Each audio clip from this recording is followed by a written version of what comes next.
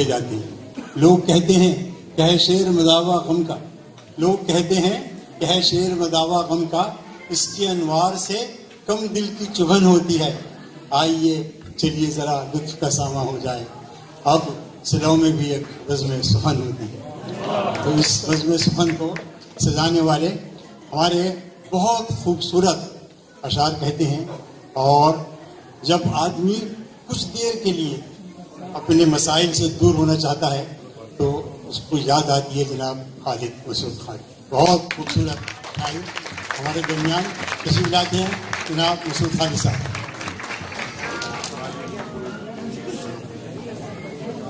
بسم اللہ الرحمن الرحیم. جناب صدر کی اجازت سے وہ سہیل بھائی ایک مشاعرہ تھا اور اس کی صدارت ایک جرنیل فرما رہے تھے.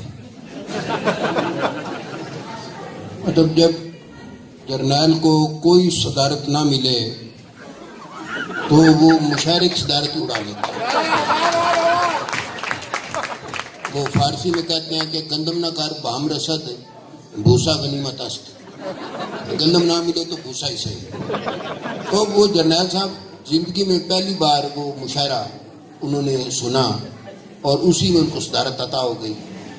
تو سامعین تھے ماشاءاللہ، جیسے یہ سامعین ہیں صاحب ذوق ہیں، داد دے رہے تھے تو سامعین نے مقرر کہا. تو اب جنرل صاحب کو بالکل سمجھنا ہے کہ مقرر کیا ہے. تو انہوں نے اسٹیج سیکرٹری سے پوچھا کہ یہ مقرر کیا کہتے ہیں. اس نے کہتے ہیں جی دوبارہ پڑھیں.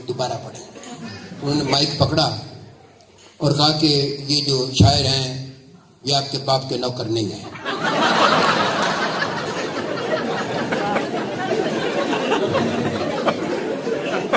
یہ شاعر آپ کے باپ کے نوکر نہیں ہیں. پہلے آپ شعر ایک بار غور سے نہیں سنتے اور پھر تنگ کرنے کے لیے کہتے ہیں مقرر. تو جس نے شعر سننا ہے ایک بار سنا. وہ اسٹیج سیکرٹری نے کہا حضور یہ مشاعرے کی روایت ہے کہ اس میں مقرر کہتے ہیں. کہتا اچھا یہ مشاعرے کی روایت ہے؟ انہوں نے کہا روایت ہے. اچھا اگر ہے تو حرام توپ، لیکن اگر روایت ہے تو ٹھیک ہے پھر چلو. تو یہ جو مشاعرے کا صدر ہوتا ہے ویسے یہ بالکل بے اختیار صدر ہوتا ہے. اس کا مجھے ذاتی طور پہ اندازہ ہو چکا ہے. وہ ایسے ہے کہ یہ ایک سیریمونیل سا ایک ہے مطلب عہدہ، تو بے اختیار ہوتا ہے. تو پہلے تو بڑا مشکل تھا سمجھانا کہ مشاعرے کا صدر کتنا بے اختیار ہوتا ہے، لیکن اب بڑا آسان ہو گیا ہے. بس ہم کہہ سکتے ہیں کہ جو مشاعرے کا صدر ہے یہ تقریباً ممنون حسین ہوتا ہے.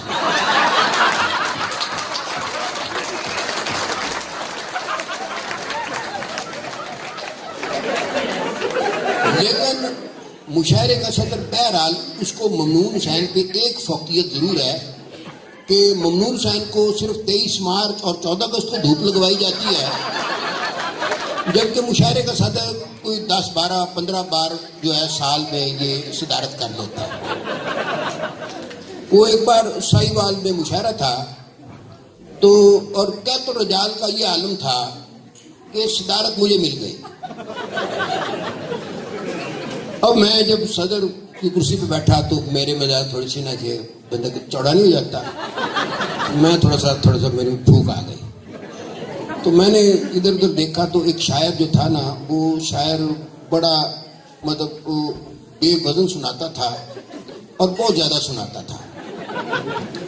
تو میں نے یہ سوچا، میں نے کہا یار اگر اس نے آج مگر مجھ سے پوچھا نا کہ جناب صدر اجازت ہے، تو میں نے کہا نہیں.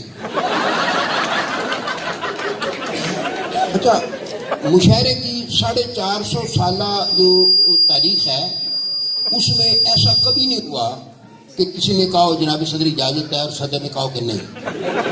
لیکن بہرحال یہ روایت ہے، کوئی قانون قدرت تو نہیں تھا. تو میں نے کہا آج نہ کرتے ہیں. وہ آیا آگے کہتا ہے جناب صدر اجازت ہے، میں کہا نہیں. اس نے جی میری کوئی بات نہیں شروع سے سنانا شروع کر دیا. اچھا ایک تو مجھے اس دن اندازہ ہوا اور دوسرا واقعہ بڑا مزیدار ہوا. میں مشاعرہ تھا ادھر اوسلو میں, تو وہاں بھی صدارت مجھے مل گئی. انہوں نے کہا پتہ, انہوں نے صدارت اصل میں دی فاصلہ ناپ کے کہ کون دور سے آیا ہے. میں پاکستان سے آیا تو صدارت مجھے مل گئی. وہاں ایک قریبی ساتھ والے ملک سے ایک شاعر آئے ہوئے تھے, انہوں نے کوئی 12-15 غزلیں سنائیں, 8-7 کوئی اپنا نظمیں سنائیں, کوئی 7-8-10 قطعات سنائے. اور وہ قطعات سنا کے تو پھر کہتے ہیں کہ جناب صدر اگر اجازت ہو تو میں 2-4 غزلیں, 1-2 نظمیں اور 4-5 قطعات اور عرض کروں. اچھا, وہ صوفہ تھا اتنا ہی بڑا جس پہ انور صاحب بیٹھے ہوئے نا, تو ساتھ دانش صاحب نہ بیٹھے ہو تو کافی کھلا ہو جاتا ہے صوفہ. تو صوفہ پہ میں اکیلا اس کھلے صوفے پہ بیٹھا ہوا تھا. جب اس نے مجھ سے اجازت طلب کی, میں نے جوتے اتارے اور میں صوفے پہ چوکڑی مار کے بیٹھ گیا. میں نے کہا جناب میری فلائٹ 4 دن بعد ہے اور مجھے تو کوئی کام نہیں ہے.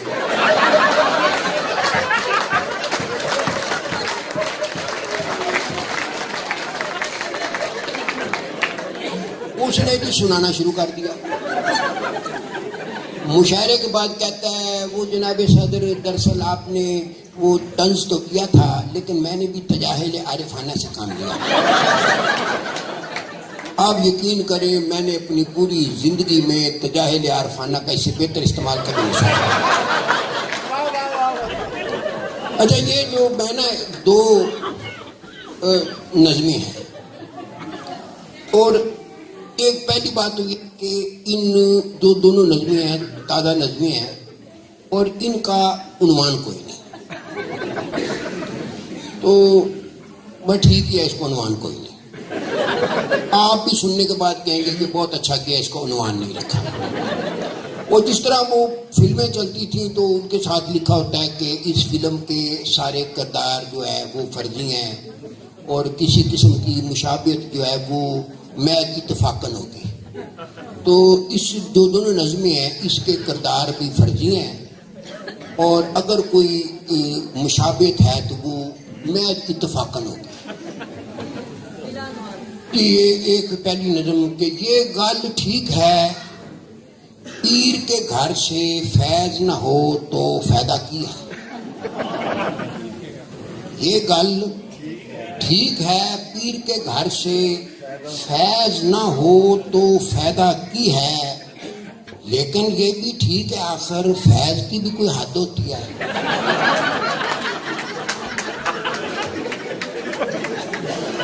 یہ گل ٹھیک ہے پیر کے گھر سے فیض نہ ہو تو فائدہ کی ہے, لیکن یہ بھی ٹھیک ہے آخر فیض کی بھی کوئی حد ہوتی ہے. ود سے ود مرید کا حق بس 100 کے پچھوں 25 ہے.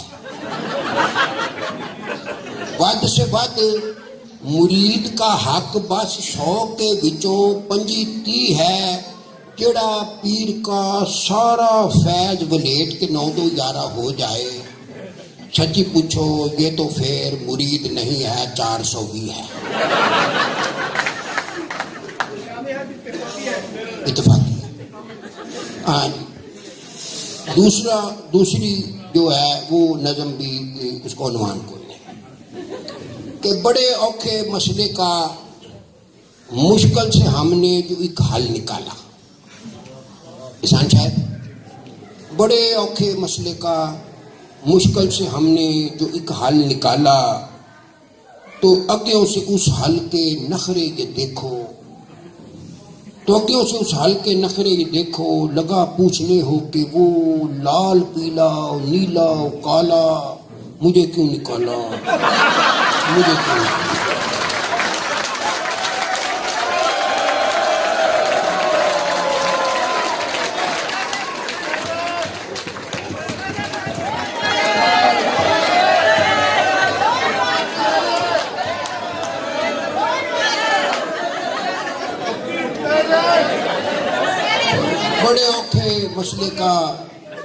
بڑے اوکھے مسئلے کا مشکل سے ہم نے جو ایک حل نکالا, تو اگیوں سے اس حل کے نخرے یہ دیکھو, लगा पूछने हो कि वो लाल पीला हो, नीला हो, काला, मुझे क्यों निकाला, मुझे क्यों निकाला। और हमने उसको घंटों मोटिवेट किया, हमने उसको घंटों मोटिवेट किया, तब जाकर मोटी ने अपना वेट किया।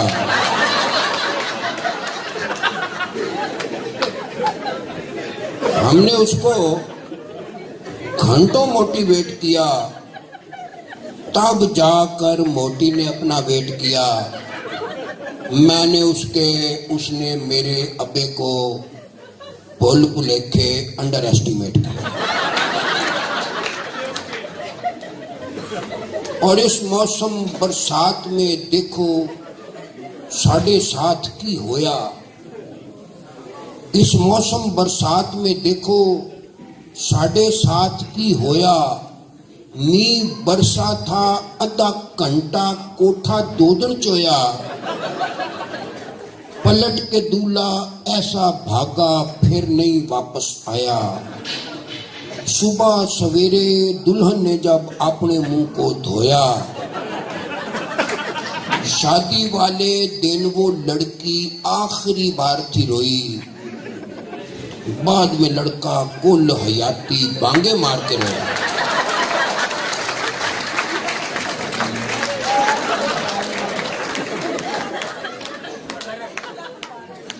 अनवर साहब ने एक फरमाइश तो नहीं, जनाब आपका तो हुक्म है मेरे लिए, तो गो कि आप सदर हैं लेकिन आप फिर भी आपका हुक्म